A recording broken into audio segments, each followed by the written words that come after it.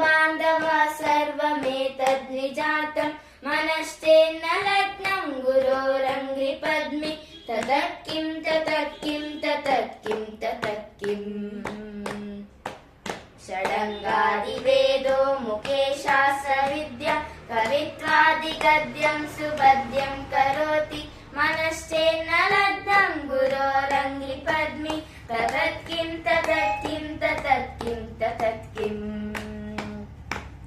विदेशेषु मान्यः स्वदेशेषु धन्यः सदाचारवृत्तेषु मत्तो न चार्य मनश्चेन्न लग्नं गुरोरङ्घ्रिपद्मे ततः किं ततः किं ततः किं ततः किम्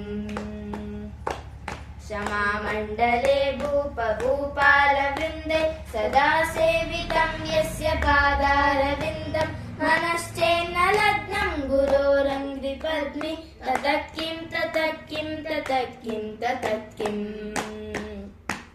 यशो मे गदं दिक्षु दानप्रताप जगद्वस्तु सर्वं करे यत्प्रसाद मनश्चेन्न लग्नं गुरोरङ्घ्रिपद्मे ततः किं ततः किं ततः किं ततः